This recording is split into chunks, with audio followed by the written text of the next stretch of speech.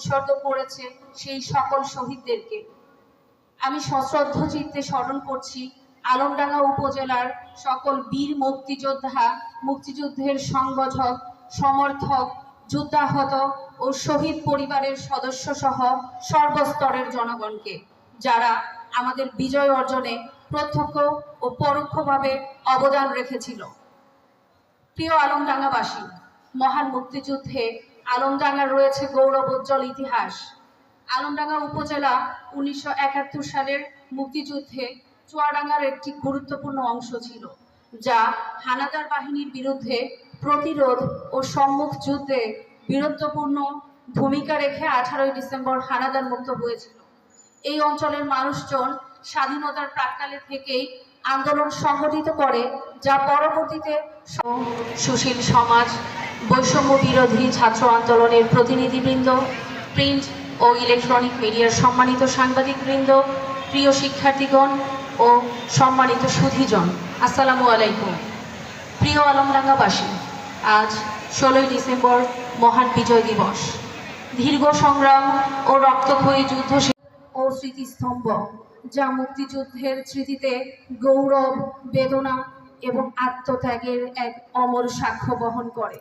এছাড়াও আলমডাঙ্গা উপজেলার সুদীর্ঘ ইতিহাসে অনেক গুণী ব্যক্তিত্ব রয়েছেন, যারা বাংলাদেশের অর্থনৈতিক উন্নয়ন ও সাংস্কৃতিক বিকাশে গুরুত্বপূর্ণ অবদান রেখেছেন।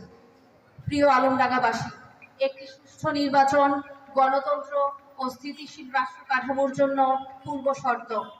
ভোটাধিকার প্রয়োগের মাধ্যমেই জনগণ শাসন প্রক্রিয়ায় অংশগ্রহণ করে থাকে। সম্মানিত উপস্থিতি, আপনারা ইতিমধ্যে অবগত হয়েছেন, গত 11 ডিসেম্বর আমাদের বহুল আকাঙ্ক্ষিত ত্রয়োদশ জাতীয় সংসদের তফসিল ঘোষণা হয়েছে। আগামী 12 ফেব্রুয়ারি 2026 ভোট গ্রহণ অনুষ্ঠিত হবে। ইতিমধ্যে বাংলাদেশ নির্বাচন কমিশন কর্তৃক জাতীয় সংসদ আচরণ বিধিমালা সংক্রান্ত প্রজ্ঞাপন জারি হয়েছে।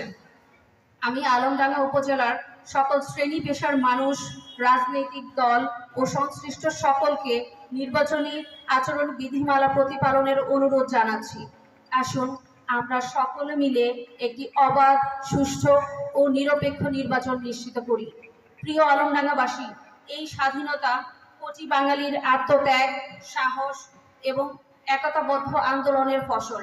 আসুন মহান মুক্তিযুদ্ধের চেতনায় উদ্বুদ্ধ হয়ে পারস্পরিক শ্রদ্ধাবোধের সংস্কৃতি প্রতিষ্ঠা করি, সকল অপশক্তির বিরুদ্ধে ঐক্যবদ্ধ হয়ে নতুন বাংলাদেশ গড়ে তুলি। দেশের উন্নয়ন অগ্রযাত্রায় নিজ নিজ অবস্থান থেকে সর্বোচ্চ ভূমিকা রাখি। বিজয়ের এই মহেন্দ্রক্ষণে দাঁড়িয়ে আসুন আমরা প্রতিজ্ঞা করি, সকল বৈষম্য ও দুর্নীতির বিরুদ্ধে ঐক্যবদ্ধ থাকব, সকলে মিলে গড়ে তুলব একটি সুশাসিত, গণতান্ত্রিক এবং সমৃদ্ধ বাংলাদেশ। ধন্যবাদ সকলকে।